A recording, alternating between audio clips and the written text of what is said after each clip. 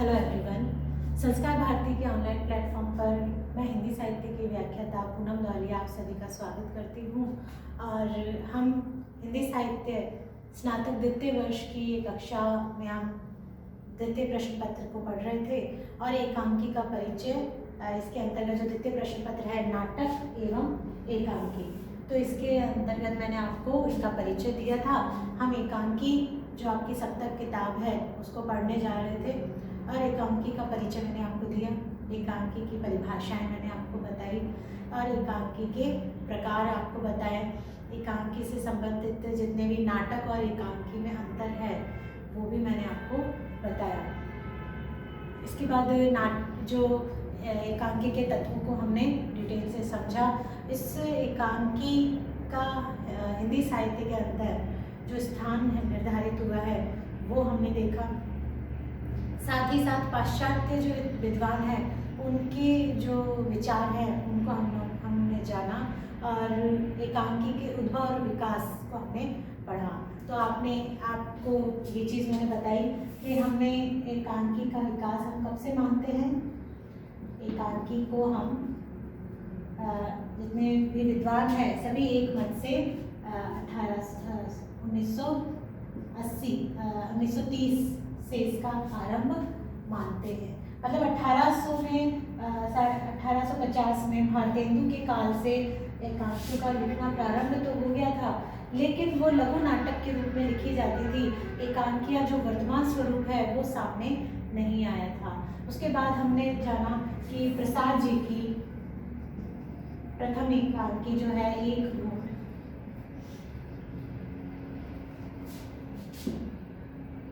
ये इनकी प्रथम एकांकी है।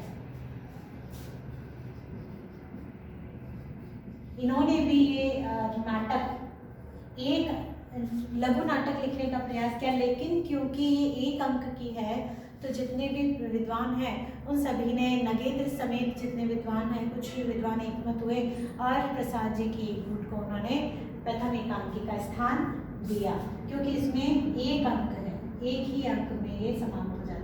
अब अगर हम बात करें कि पाश्चात्य विद्वानों से प्रभावित हुई, तो मैंने आपको बताया इब्सन और जो शाह है उनके नाटकों से प्रभावित हुए।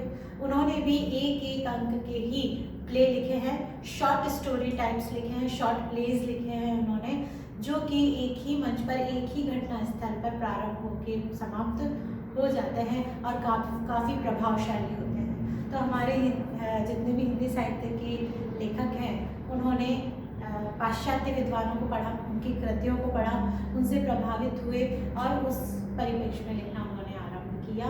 लेकिन अगर हम बात करें एकांकियों को मुख्य स्थान देने वाले, तो एकांकी का वर्तमान स्वरूप किसकी देन है?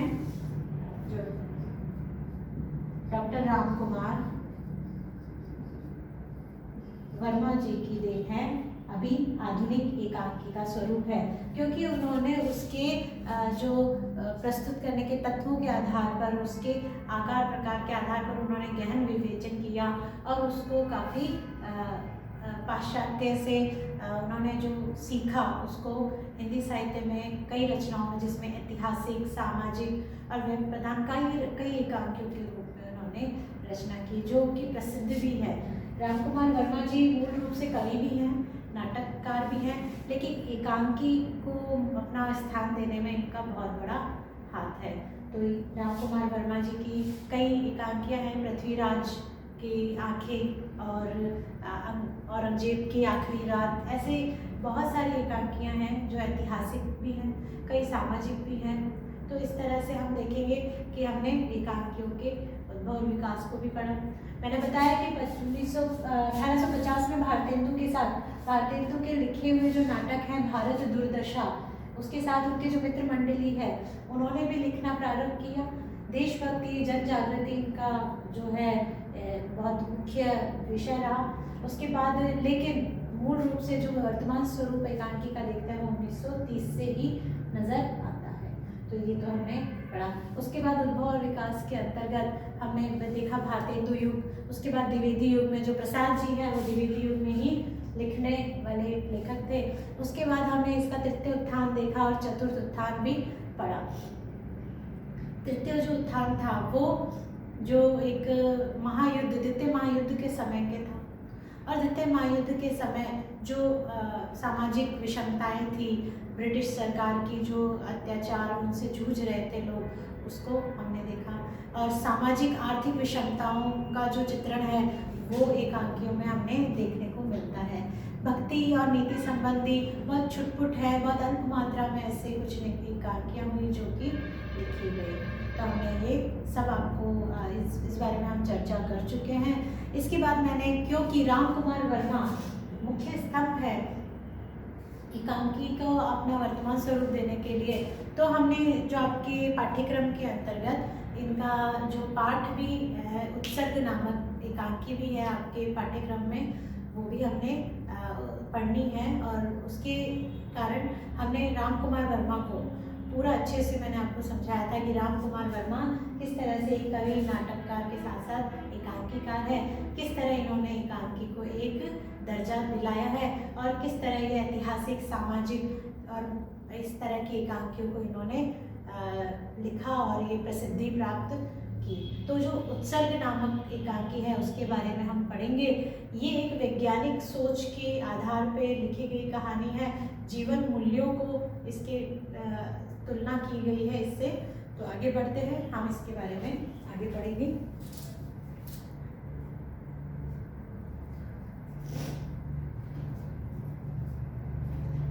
तो राम कुमार जी के परिचय के बाद हम बात करते हैं उत्सर्ग की। तो उत्सर्ग जो नामक है एकांकी है, वो एक वैज्ञानिक सोच की एकांकी है, मैंने आपको बताया। उत्सर्ग, इसके लेखक हैं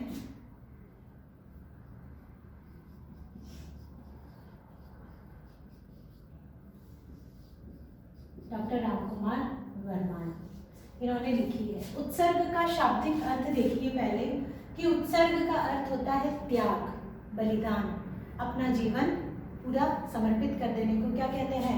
उत्सर्ग कहते हैं। तो यही एक कहानी है, एक ऐसे वैज्ञानिक की कहानी है। उस वैज्ञानिक का नाम, जो इसके पात्रों के आधार से हम एक बार देख लेते हैं कि पात्र परिचय।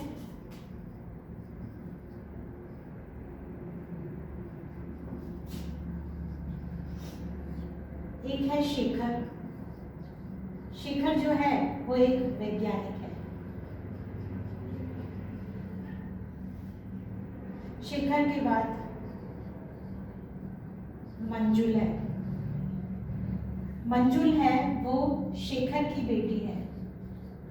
अगर कहीं शेखर की बेटी इसमें कहा है, लेकिन इसका रिश्ता इससे सगी बेटी का नहीं है, इसे अपनी बेटी की तरह इसने पाला। ये कहानी का आप क्लाइमेक्स या सस्पेंस कह लीजिए, लेकिन इसे जिस तरह से आपको पढ़ाया जाएगा ऑनलाइन क्लास में, मैं आपको इसकी डिटेल के साथ तो नहीं बता सकती, आपको इसकी समीक्षा ही बताऊंगी। तो मुझे बताना होगा, ये अपनी शेखर की जो घनिष्ठ मित्र है उसकी बेटी है, आगे हम बात करेंगे। लेकिन शेखर की पुत्री, क्योंकि ये अपनी पुत्री की तरह ही इसे पालता है।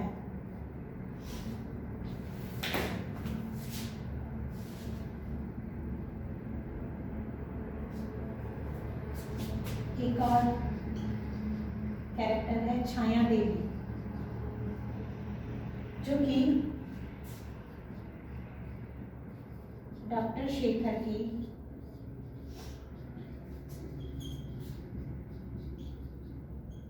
उपेक्षित प्रेमिका है।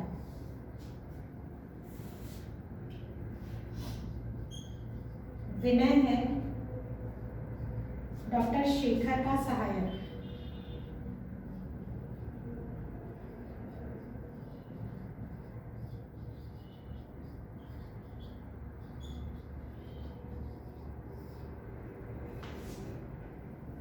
साथ ही एक और कैरेक्टर है इसके अंदर, सुधीर।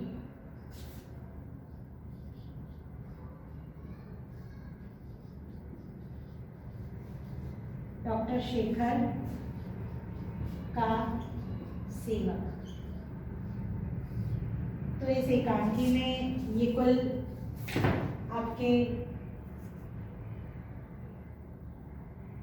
5 जो आपके कैरेक्टर हैं, जिसमें मुख्य जो नायक कैरेक्टर है वो है शेखर है, मंजुल है और छाया देवी है।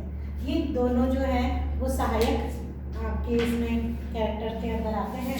इसके अंतर्गत हम देखेंगे कि एकांकी में एक अंक की जो एकांकी है उसके अंतर्गत केवल एक स्थान पर ये पूरी एकांकी निर्मित होती है। अब इसके बारे में हम बात कर लें। जैसा कि मैंने बताया, कोई भी कहानी है उसमें आनंद तभी आता है जब क्लाइमेक्स या फिर उसका सस्पेंस जो है वो आपको बाद में पता चले। लेकिन आपको मैं बताना चाहूँगी, जिस उसके हिसाब से तो हम चल नहीं सकते, मुझे पहले ही आपको इसका रहस्य बता देना होगा, तब जाके आपको ये स्टोरी समझ में आएगी। आप इसे जब पढ़ेंगे तो आपको समझ में आ पाएगी। आप किताब भी पढ़ेंगे तो भी आपको इसे पढ़ने में आनंद आएगा। ज़्यादा कठिन शब्द नहीं है इसमें, बोलचाल की भाषा का प्रयोग हुआ है, वार्तालाप की शैली है, संवाद शैली के अंतर्गत है। जैसे कि डायलॉग्स होते हैं नाटक के अंदर, वैसे ही इसे बनाया गया है। हम अगर बात करें तो इन शॉर्ट आपको मैं बता देती हूँ, उसके बाद में किताब से भी आपको मुख्य बिंदुओं के आधार पर भी पढ़ाऊँगी। थोड़ा सा इसे इन शॉर्ट में देख लीजिए कि शेखर जो है, दृश्य शुरू होता है शाम के, रात्रि के 7:15 हो रहे होते हैं। शेखर का कमरा है जो कि किताबों से और शांत वातावरण से सजा हुआ है, सुगंधित अगरबत्तियों से। कुछ पुरुष और औरतों की फोटो जो चित्र है वो दीवारों पे लगे हुए हैं। और जो मेंटल पीस है, यानी कि जो मेंटल पीस कहते हैं जहाँ पे आग जलाते हैं, ठीक है, आग जलाने की जो जगह होती है उसके ऊपर मार्बल या लकड़ी का स्टैंड बना होता है, फ्लोर बना होता है, उसके ऊपर रख सजाने की जगह होती है। तो उस मेंटल पीस के ऊपर 2 चित्र रखे हैं, एक मंजुल का और एक छाया देवी का। तो ये कमरा है वहाँ पर। इस तरह से हम आगे बढ़ेंगे। आप इसको स्क्रीनशॉट ले सकते हैं, देखिए। तो ये आपके जो 5 आपके पात्र हैं। इसके बाद हम आगे बढ़ते हैं। जो शेखर का कमरे के बारे में मैंने आपको बताया, वहाँ पे मेंटल पीस पे छाया देवी और मंजुल का फोटो रखा हुआ है, अर्थात वो उसके जीवन के मुख्य बहुत ही मुख्य पात्र हैं, उसके जीवन के, उसके परिवार के सदस्य हैं। अब आगे बढ़ते हैं तो वहाँ पे जो शेखर है, जो सहायक है विनय, जो डॉक्टर शेखर का सहायक है, विनय उसका असिस्टेंट है, उससे बात कर रहा है। वैज्ञानिक है शेखर, उसने अपना एक आविष्कार बनाया है एप्राटस, उसे अपना नाम दिया है एप्राटस। एप्राटस एक ऐसी उसने वैज्ञानिक खोज की है कि एप्राटस जो है जीवन और मृत्यु के बीच का अंतर समाप्त कर देगा। अर्थात ऐसे वैज्ञानिक बने शेखर जिन्होंने ऐसी खोज की जो आज तक कोई नहीं कर पाया, अर्थात मृत्यु के रहस्य को उन्होंने जानना चाहा और उस पर अपना रिसर्च भी किया। वो विनय से बात करते हैं कि बड़ी ही दार्शनिक विचारधारा के वो बीच जाते हैं। विनय उन्हें कहता है कि 7:15 हो रहे हैं, आपको जो स्टडी सर्किल जाना है, वहाँ पे कुछ विद्यार्थी आपका इंतज़ार कर रहे हैं और आपको वहाँ पे थोड़ा सा कुछ बोलना है, ज़्यादा समय नहीं लगेगा, आप जाके आ जाइए। लेकिन शेखर अपने विचारों से नहीं निकल पाता। वो कहता है कि ये समय है, समय कभी किसी के लिए नहीं रुकता है, ये हमने उसे घंटों, मिनट और समय में हमने ही उसे बांध दिया है, जबकि समय तो अनवरत गति से चलता रहता है। बहुत ही अच्छी तरह से उसने समझाया अपने एप्राटस और समय को, जो उसने समझाने का प्रयास किया। उसने कहा कि समय किसी के लिए रुकता नहीं, अनवरत गति से चलता रहता है। इसकी तुलना हम किससे करें? जो हम तुलना कर सकते हैं मनुष्य की सांस से। उसने पूछा विनय से कि विनय एक बात बताओ, हमारे शरीर के सारे अंग कार्य करने से थक जाते हैं, लेकिन हम सांस लेते कभी थकते नहीं हैं। क्या तुमने कभी सुना कि कोई व्यक्ति सांस लेते लेते थक जाता है? जब से वो जीवन प्रारंभ करता है तब से सांस लेना प्रारंभ करता है, मृत्यु तक वो सांस लेता रहता है, वो कभी थकता नहीं है। यानी सांस लेना ही समय की गति के जैसा है। जैसे आकाश में हवा चलती है, वो कभी रुकती नहीं है, वैसे ही सांस को उन्होंने बोला है कि सांस को उन्होंने तुलना की है कि जो हमारा शरीर है वो क्या है, स्थूल है। स्थूल यानी कि जो आकार प्रकार से जो दिखाई देता है वो है, लेकिन वास्तविकता जो हमारी स्पिरिट है, जो आत्मा है, वो सूक्ष्म है, जो हमारे शरीर में विद्यमान है। मृत्यु कोई दुख की बात नहीं है। मृत्यु एक तरह से कपड़े बदलने के जैसा है।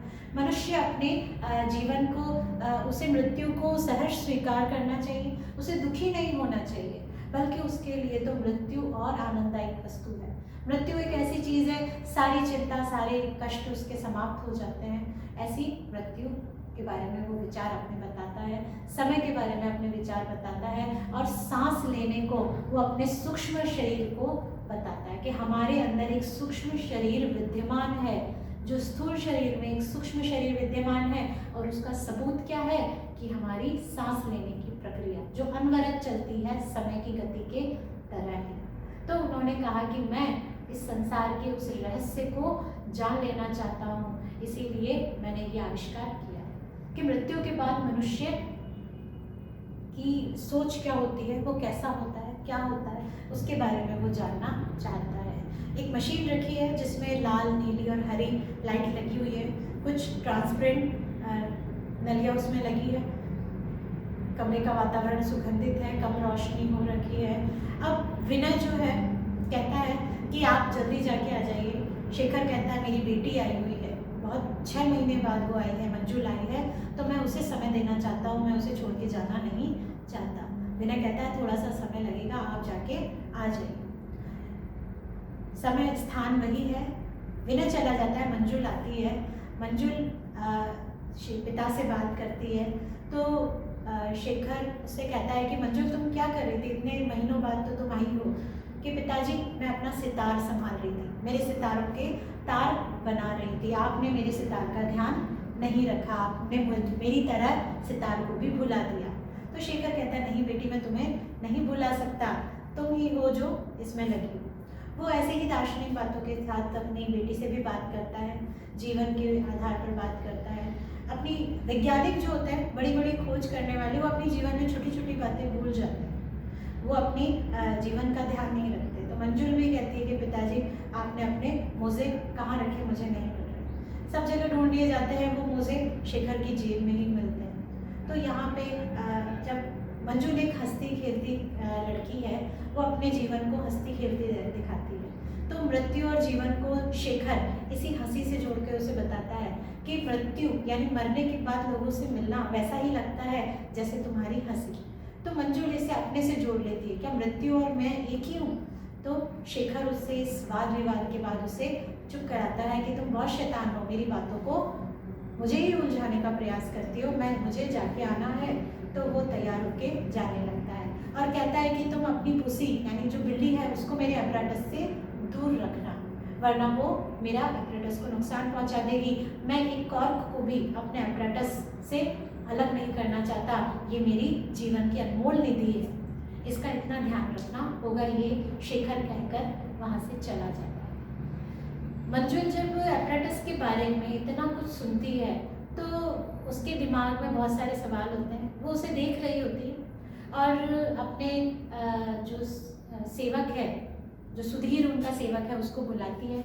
वो सुधीर की भाषा आप देखेंगे, ठेठ गांव की भाषा में उसके संवाद है। वो एक अनपढ़ व्यक्ति है और वो मंजुल उसे आवाज़ लगाती है कि सुधीर जाओ, तुम जानते हो कि ये पिताजी ने ये जो आविष्कार किया वो क्या चीज़ है? तो वो अपनी गांव की भाषा में बताता है कि मैं जानता हूँ, आप तो यहाँ रहती नहीं हो, इनको तो मैं झेलता हूँ, पता नहीं क्या क्या बनाते रहते हैं, कभी इसमें लाल हरी नीली लाइट जलती है, कभी रंग बिरंगा पानी पाइप में नाचता है, कभी क्या होता है। वो जो व्यक्ति जितनी उसकी सोच है उस हिसाब से वो उसे एक्सप्लेन कर देता है। मंजू के दिमाग में कई सवाल घूमते रहते हैं कि वो बताता है शेखर बस आँख मूंद के इसके सामने बैठा रहता है, जो नौकर है वो यही देखता है, वही वो बता देता है। फिर वो जो मंजुल है वो नौकर को कहती है कि तुम ऐसा करे, जाओ और मेरा सितार लेकर आ जाओ, मैं थोड़ी देर संगीत बजाना चाहती हूँ, सितार को बजाना चाहती हूँ। मंजुल उस एपराटस के स्टार्ट बटन को दबाती है और देखना चाहती है क्या होता है। उसे कुछ नज़र नहीं आता है। लाल बल्ब जलता है पहले और लाल बल्ब जल के बंद हो जाता है और फिर हरा बल्ब जल जाता है। उसे लगता है कि ज़्यादा कुछ उसे नज़र नहीं आता। वो अपना सितार लेके बैठ के बजाने लगती है। सितार बजा रही होती है, वो मग्न होती है, इतने में दरवाजे पे खटखट होती है, दरवाजे पे कोई आता है। तो वो उसे आने के लिए कहती है, कौन है, अंदर आ जाओ। तो वो बोलती है बाहर से कि मैं छाया देवी। अच्छा छाया देवी, आप अंदर आ जाइए। दोनों एक दूसरे से परिचित हैं। आपको मैंने बताया जो छाया देवी है वो डॉक्टर शेखर की उपेक्षित प्रेमिका है और मंजुल उसकी बेटी है। असल में मंजुल उसकी बेटी नहीं है। डॉक्टर शेखर का एक बहुत ही घनिष्ठ मित्र था। असमय आकस्मिक मृत्यु हो जाती है उसके दोस्त की और वो अपनी पत्नी और बेटी को छोड़ के चला जाता है। फिर शेखर को उसके प्रति अपना जो दायित्व याद आता है कि उनको मुझे संभालना है। तो इससे पहले वो छाया देवी से विवाह करने का वादा करता है और उससे प्रेम करता है, लेकिन अपनी इस जिम्मेदारी के कारण वो छाया देवी से विवाह नहीं कर पाता है। तो छाया देवी इसी उपेक्षा के कारण बीमार रहने लगती है। मंजुल उससे जानती है। यही दो चित्र थे जो मेंटल पीस पे लगे हुए थे, एक मंजुल का और एक छाया देवी का। छाया देवी दरवाजे से अंदर आती है, मंजुल से बात करती है, बातचीत में बताती है कि तुम कब आई, बस मैं अभी आई, और आप कि मैं बस अपनी छोटी बहन की परीक्षा से अभी कुछ महीनों पहले ही फ्री हुई हूँ। फिर आपने कहा था आप ऋषिकेश जाएंगी, क्या आप गई थी? तो मंजुल छाया देवी ने कहा हाँ मैं ऋषिकेश जाके आई हूँ, बड़ी सुंदर जगह है, वहाँ के मनोहर वातावरण का, पवित्र वातावरण का छाया देवी वर्णन करती है। तो मंजुल भी कहती है मुझे भी वहाँ जाना है, मुझे भी वो जगह देखनी है। छाया देवी कहती है अभी तो नहीं, मैं 4 महीने बाद तुम्हें वहाँ लेके जाऊँगी, बहुत ही अच्छी जगह है, अब मैं चलती हूँ। कि आप यहाँ कैसे आए? कि तुमने जो संगीत बजा रही थी वो मुझे यहाँ लाने के लिए काफ़ी था, मैं इसे सुन के चली आई। कि अच्छा आप रुकिए, पिताजी से मिलेंगी नहीं? कि नहीं अब मैं चलती हूँ, मैं रुकूंगी नहीं। वो छाया देवी वहाँ से चली जाती है। थोड़ी देर बाद वहाँ शेखर आता है। शेखर आता है और देखता है कि एपरेटस का बल्ब जल रहा है। तो वो पूछता है मंजुल से क्या तुमने इस मशीन को देखा था? तो मंजुल सितार रखती है और कहती है हाँ पिताजी, इसके बारे में मेरे मन में थोड़े प्रश्न आ रहे थे तो मैं देखना चाह रही थी, फिर मैं अपने संगीत को बजाने लगी। फिर वो बातों बातों में बताते हैं कि पिताजी थोड़ी ही देर पहले यहाँ छाया देवी आई थी। तो शेखर को बड़ा आश्चर्य होता है, क्या कहा तुमने, छाया देवी यहाँ आई थी? ऐसा कैसे हो सकता है? तो कहे कि क्यों नहीं हो सकता, वो मिलने आई थी मुझसे कि छाया देवी की तो मरे हुए पिछले 2 महीने हो गए। जब उसे ये पता चलता है तो कहती है ऐसा कैसे हो सकता है, अभी छाया देवी आई थी और मुझसे मिलके गई है। तो कहे कि नहीं बेटा, उनको तो टाइफाइड हो गया था और 2 महीने पहले उनकी मृत्यु हो गई है। तो कहती है कि वो मृत्यु हो गई है कि ज़रूर वो इस मशीन एपरेटस को तुमने स्टार्ट कर दिया और इसी के कारण वो चली आई। और जो प्रेतात्माएं होती हैं उन्हें संगीत बड़ा पसंद होता है, तुम सितार बजा रही थी तो वो उन्हें यहाँ ले आया। मंजुल ये सुनती है तो घबरा जाती है। मंजुल कहती है तो फिर इसका मतलब है मैं भी मरने वाली हूँ। शेखर ने कहा ऐसा कैसे हो सकता है, तुम छाया देवी से मिली हो लेकिन तुम ये कैसे कह सकती हो कि तुम मरने वाली हो? कि छाया देवी ने ही मुझे कहा है कि वो 4 महीने बाद मुझे अपने साथ ले जाएंगी ऋषिकेश। तो शेखर घबरा जाता है, बहुत ज़्यादा घबरा जाता है उसकी ये बात सुन करके कि ऐसा कैसे हो गया, छाया देवी आई और ये सब हुआ। वो गया था अपना कोट हाथ में लिए हुए ही वापस आ गया, भाग दौड़ के, रुका नहीं था क्योंकि वो मंजुल के पास रहना चाहता था। अब मंजुल के पास आके जब उसे ये बात पता चली तो वो घबरा जाता है और मंजुल अपनी मृत्यु की बात सुनकर बेहोश हो जाती है। शेखर उसकी इस दशा को देखकर और अधिक घबरा जाता है। वो उसे उठाता है, उसे अच्छे से सुलाता है, उसके सर के नीचे तकिया लगा के विनय को आवाज़ लगाता है। विनय जो कि डॉक्टर शेखर का सहायक है। डॉक्टर शेखर का सहायक आता है। डॉक्टर शेखर विनय को कुछ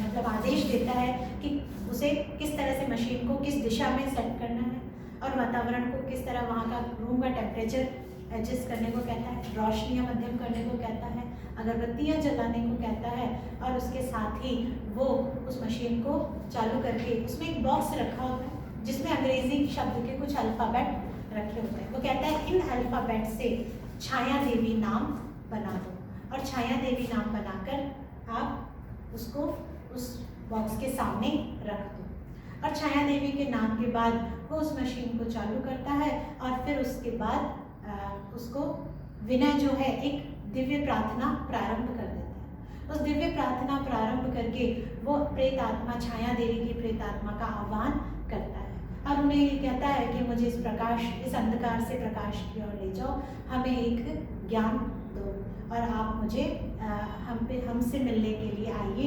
हम भी अब एक सूक्ष्म शरीर धारण कर चुके हैं और आपका आना यहाँ पे आवश्यक है। तो इस तरह से वो काफ़ी प्रयास करते हैं और थोड़ी ही देर बाद दरवाजे पे खटखट होते हैं। दरवाजे पे खटखट के साथ ही वहाँ पे शेखर दरवाज़ा खोलता है तो उन्हीं वस्त्रों में, सफ़ेद साड़ी, नीली बॉर्डर की सफ़ेद साड़ी में जो है छाया देवी वहाँ आती है। पहले भी वो उन्हीं वस्त्रों में थी, मुद्रा गंभीर थी छाया देवी की, गौर वर्ण की वो थी। वो अंदर आती हैं तो शेखर को कहती है, तुमने मुझे यहाँ पे क्यों बुलाया? कि छाया, क्या तुम थोड़ी देर पहले यहाँ आई थी? तो छाया कहती है, हाँ मैं आई थी, मंजू से मिली थी। कि तुम यहाँ कैसे आ गई? कि तुम्हारा जो ये हरा रंग का बल्ब है ये मुझे यहाँ पे खींच लाया था और साथ ही साथ संगीत बज रहा था, तो मंजू ये संगीत बजा रही थी, मुझे यहाँ लाने के लिए ये काफ़ी था। तो वो आती है, कहती है कि क्या तुमने मंजू से ये कहा कि 4 महीने बाद तुम उसे यहाँ से ले जाओगी? तो क्या उसकी मृत्यु निकट है? आप मुझे सच सच बताओ। शेखर के इस प्रश्न के बाद छाया देवी कहती है कि हाँ मैंने ऐसा कहा। कि तुम ऐसा क्यों कर रही हो? मंजुल को तुम मुझसे क्यों अलग कर रही हो? तुम्हें पता है कि मंजुल से मैं कितना प्रेम करता हूँ, वो मेरा जीवन है। तो छाया देवी कहती है कि तुमने मेरी प्रेम का प्रत्युत्तर नहीं दिया, तुमने मेरा पूरा जीवन खराब कर दिया। मुझे पिछला जन्म याद है, पिछले जन्म में हम पति पत्नी थे, उसी के कारण हम इस जन्म में भी प्रेम के पात्र बने, लेकिन मेरे प्रति प्रेम का प्रत्युत्तर ना देकर तुमने मेरे प्रेम का तिरस्कार किया। मैं तुम्हारे प्रेम के लिए तरसती रही, लेकिन तुमने मेरे प्रेम का निरादर किया। तब शेखर कहता है कि तुम्हें पता है मंजुल मेरे घनिष्ठ मित्र की बेटी है और उसकी पत्नी मेरी माँ समान है और उसकी बेटी के प्रति मेरा जो दायित्व है वो दायित्व मुझे तुमसे विवाह करने को तैयार नहीं बता रहा था। तो छाया देवी कहती है कि मनुष्य सब कुछ कर सकता है, तुम मुझसे विवाह भी कर सकते थे और उनका ख्याल भी रख सकते थे, लेकिन तुमने मेरी उपेक्षा की। मैं घने वन में जलते हुए जंगल में लता की तरह झुलसती रही और तुमने मुझे एक बूंद जल भी नहीं दिया। मैं उसी दिन से जब तुमने मुझे प्रेम का पात्र बनाया, मेरे गले में माला डाली थी, तो मैं तुम्हारे प्रेम के लिए उस दिन के बाद से तरस रही हूँ। तुमने मुझसे विवाह नहीं किया और तुम अपने दायित्व को पूरा करने में लगे। तब शेखर कहता है कि तुम ऐसा मत करो, तुम जानती हो कि मंजुल मेरे जीवन का आधार है, मैं उससे कितना प्रेम करता हूँ। तो छाया देवी कहती है कि तुम्हें पता होना चाहिए कि किस तरह से आप किसी के प्रेम का प्रत्युत्तर नहीं देते, किसी के हृदय को तोड़ते हो, तो ये भी एक पाप का भागी बनाता है और इस पाप के भागी बनने वाले को उस पाप का जो वीर पुरुषों की तरह उसकी जो सज़ा को भी भोगना होगा। तो तुम इस सज़ा को भोगने के लिए तैयार रहो, मंजुल से जुदा होने के लिए तैयार रहोगे, यही तुम्हारी सज़ा है। कि तुम ऐसा क्यों कर रही हो, तुम्हें ऐसा नहीं करना चाहिए, इसमें मंजुल का कोई दोष नहीं है कि नहीं, तुम्हें इसका सज़ा अवश्य मिलेगी। तो शेखर कहता है तुम मुझे बताओ, तुम किसी भी तरह से जो तुम कहोगी मैं करूँगा, लेकिन मंजुल को मृत्यु के निकट मत पहुँचाओ। शेखर बड़ा परेशान हो रहा था कि इस मृत्यु के रहस्य को जान लेने के बाद मंजुल की ये दशा होगी, उसका जो आविष्कार है वो इस तरह से दुख पहुंचाएगा। वो चाहता था कि मनुष्य जाति को सुख पहुंचे, इसीलिए उसने आविष्कार किया। वो मृत्यु के रहस्य को जानना चाहता था, लेकिन यहाँ सब उल्टा हो गया। तो उसे बड़ा आश्चर्य हुआ। तो उसने कहा कि छाया तुम ऐसा मत करो, तुम मुझ पे कृपा करो। तो काफ़ी उनके बीच में बड़े वार्तालाप होते हैं, बड़ी जितनी भी उनके बीच में विवाद होते हैं। आखिर में छाया देवी जो है वो कहती है कि तुम अगर मंजुल को बचाना चाहते हो तो तुम्हारे पास 2 रास्ते हैं, या तो तुम इस मशीन को नष्ट कर दो या फिर मंजुल को मर जाने दो। शेखर को बड़ा गुस्सा आता है कि ये जो एपरेटस है ये उसके जीवन की निधि है, उसका आविष्कार है, इसे कैसे नष्ट कर दे, और मंजुल को वो मरने नहीं दे सकता। तो उसे समझ नहीं आता कि वो अब क्या करे। इसके बाद जो शेखर है उसे क्रोध आता है और वो क्रोध में छाया देवी से कहता है कि मैं जितनी भी स्वर्ग की प्रेतात्माएं हैं उनको बुलाऊंगा और तुम्हें नष्ट कर दूंगा।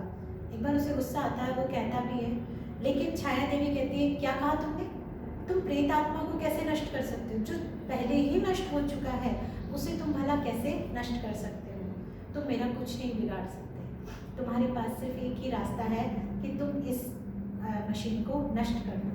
शेखर कहता है कि तुम मंजुल के दिमाग में सूक्ष्म शरीर की तरह जाओ और वो सारी बातें भुलाने को मजबूर कर दो, वो भूल जाए कि तुम उससे मिली थी, वो भूल जाए कि तुमने उससे 4 महीने बाद कहीं जाने के लिए कहा था, ये बात वो भूल जाए ताकि वो सुख से जी सके, वरना वो मृत्यु के भय में ही जीती रहेगी और उसको जीवन दे दो।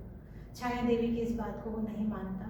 एक बार मशीन तोड़ने के लिए वो आगे भी बढ़ता है, लेकिन उसी के साथ वो फिर उसके कदम रुक जाते हैं क्योंकि वो मशीन को नहीं तोड़ पाता, उसके हाथ उसके आविष्कार को नहीं तोड़ पाते। और लेकिन फिर अपनी मृत्युशैया पर सोती हुई बेटी को देखकर वो बड़ा ही परेशान हो जाता है, बेहोश हुई बेटी को देखकर। फिर वो कहता है नहीं, मैं इस जो मशीन है, एपराटस है, उसको नष्ट कर दूंगा, मुझे अपनी बेटी चाहिए। और वो आगे बढ़ता है और अपने आविष्कार को अपने ही हाथों से नष्ट कर देता है। और इसके बाद ही जो छाया देवी है उसका अभी जो स्पिरिट है, जो दिखाई दे रहा था, शरीर है, स्थूल शरीर के रूप में वो दिखाई दे रही थी, वो भी क्या हो जाती है, गायब हो जाती है। शेखर देखता है कि वहाँ पे सब कुछ बदल गया है। वो मंजुल के पास आता है और मंजुल के पास आके उसे उठाता है कि बेटी तू ठीक तो है, तो कहती है हाँ पिताजी मैं तो सो गई थी। पिता को इतना परेशान देख के कह रही थी कि मेरे सो जाने से आप इतना नाराज़ हो गए, तो कहे नहीं बेटी ऐसी बात नहीं है कि अगर आप मेरे सोने से नाराज़ होते हो तो मैं तो रात को भी नहीं सोऊंगी, कि नहीं बेटा ऐसी कोई बात नहीं है। फिर वो उससे सवाल पूछता है कि मंजुल ये बताओ कि तुमसे कोई मिलने आया था। मंजुल ने कहा नहीं, मैं तो यहाँ पे अकेली थी, मुझसे यहाँ कोई मिलने नहीं आया। क्या तुम्हें किसी ने कहा, शेखर फिर से सवाल करता है, क्या तुमने किसी से कहा, तुमको किसी ने ये कहा कि वो तुम्हें कहीं लेके जाएगा 4 महीने बाद। तो मंजुल ने कहा नहीं पिताजी ऐसा कुछ भी नहीं कहा मुझे किसी ने, मैं आपको छोड़ के कहीं नहीं जाऊंगी।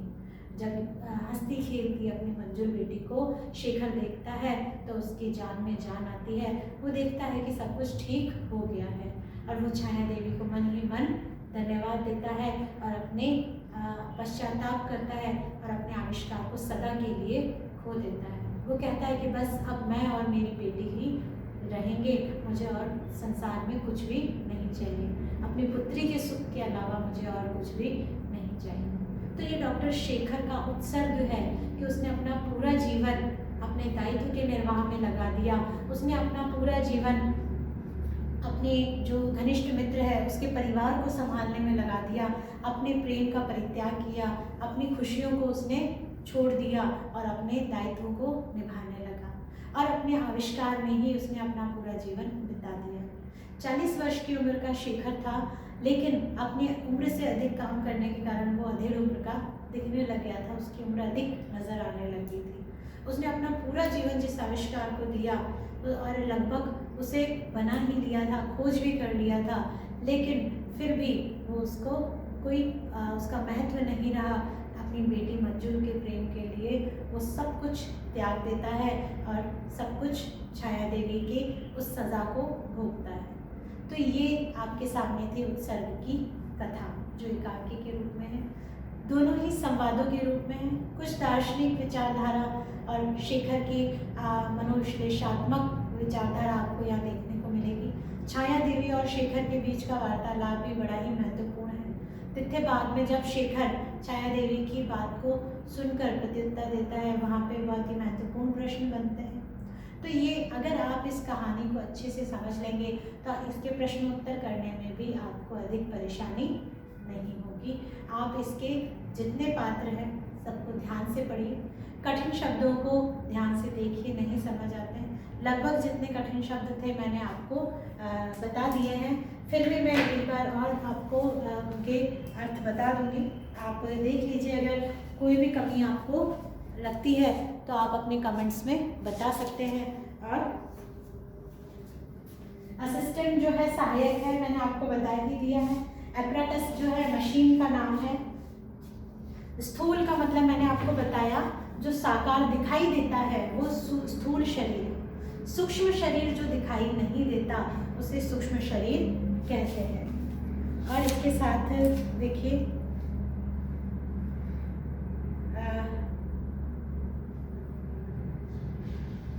रेडियो की तरंगे, उन्होंने शेखर ने बोला था कि मैं तुम्हारे संगीत के तारों को जो है वैसी ही गतिशीलता के साथ मैं कोशिश करूँगा कि उसे भी तुम्हारे संगीत को भी मैं उस पर भी आविष्कार करने की कोशिश करूँगा।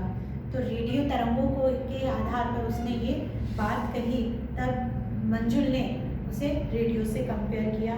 रेडियो भी है जो ध्वनि तरंगों के आधार पर ही चलती है।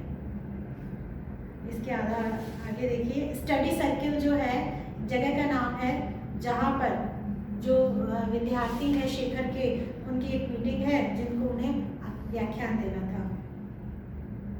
मोनोटनी फिर से इस तरह से सांस लेने में थकावट नहीं मालूम होती, एक तरह की सांस की समस्या के बारे में है। एपराटस आविष्कार का नाम ही है। स्पिरिट जो है, स्पिरिट कहते हैं आत्मा को, आत्मा को स्पिरिट कहा है कि मेरी खोज एक दीप स्तंभ की तरह है। दीप स्तंभ यानी कि स्तंभ पे एक रोशनी है जो सभी को दिशा दिखाती है। क्लेयरवाइंस की बातें ही बतला सकूंगा। ये एक लेखक का नाम है, एक दार्शनिक का नाम है। मंजुल की उम्र यहाँ पे 16 वर्ष बताई गई है। मंजुल ने यहाँ का कविता पढ़ने के लिए क्या आवश्यक है? उच्छ्वास। उच्छ्वास का अर्थ है दीर्घ श्वास। जब दीर्घ श्वास अंदर लेके बाहर छोड़ी जाती है उसे उच्छ्वास कहते हैं। जब मन में बड़े ही भावुक विचार होते हैं तब वो उच्छ्वास की स्थिति होती है। वेदना यानी कि दुख होता है। आंसू जो है अश्रु को कहते ही हैं। ये आवश्यक बताए थे मंजुल के अनुसार, किसके लिए? कविता करने के लिए।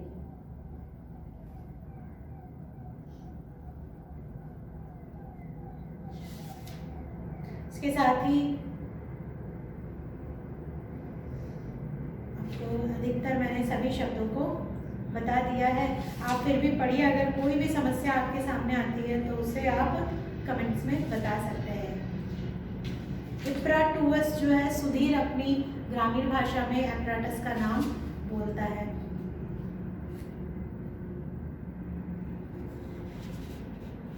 और सुधीर जो है शेखर का ध्यान मग्न हो जाने को एक उदाहरण के द्वारा बताता है कि शेखर इस तरह से शांत मुद्रा में, ध्यान मुद्रा में लीन हो जाता है जैसे कि विद्या असमाय गई है, जैसे स्याही सोख माँ स्याही, जैसे स्याही सोख लेने वाली में स्याही समा जाती है वैसे ही वो ध्यान मग्न हो जाते हैं शेखर।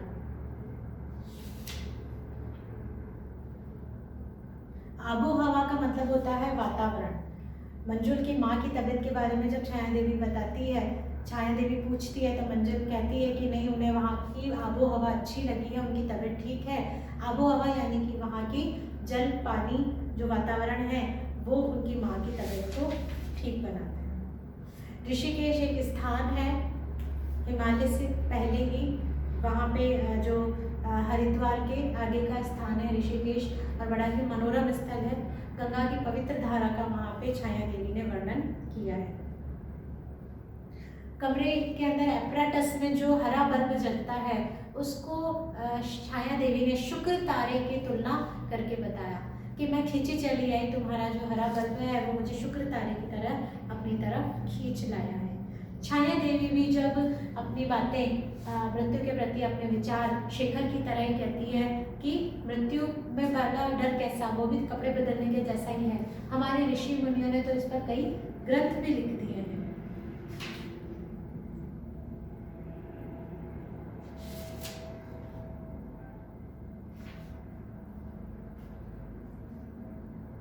यहाँ पे बहुत सारे अंग्रेजी के शब्द आए हैं। स्पिरिट कांटेक्ट करूँगा, यानी स्पिरिट से यानी प्रेत आत्माओं से, कांटेक्ट यानी संपर्क बनाऊंगा। सदरली डायरेक्शन, उसको एक जिस डायरेक्शन में यानी जिस दिशा में सेट करना है उसके बारे में बताया है। 60 डिग्री फ़ारेनहाइट यानी कि वहाँ का तापमान 60 डिग्री फ़ारेनहाइट पे रखने को बोला था।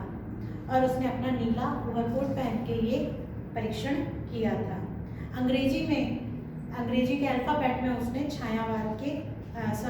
छाया के नाम को लिखा था।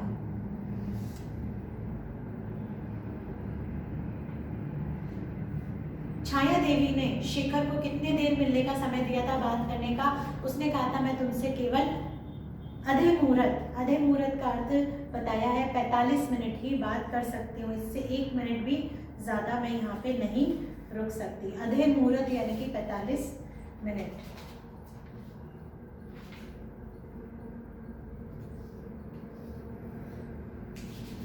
यहाँ पे छाया देवी ने जो स्त्री के प्रेम की तुलना की है कि मृत्यु को प्रेम क्या है स्त्री का? तुम तो इस तरह से देखते हो जैसे कि एक जो मकड़ी है वो अपने जाले के अंदर रह के पृथ्वी की गोलाई को नहीं नाप सकती, जो जुगनू है वो ज्वालामुखी की आग की कल्पना नहीं कर सकता। उसी तरह स्त्री के निराश के अंधकार एक ज्वालामुखी सोता है, उसे जागने पर स्त्री के आगे सिवाय कुछ नहीं देखता। स्त्री अगर जब प्रेम करती है तो उसके प्रेम की कोई सीमा नहीं होती और उसके नफरत की फिर कोई सीमा नहीं होती।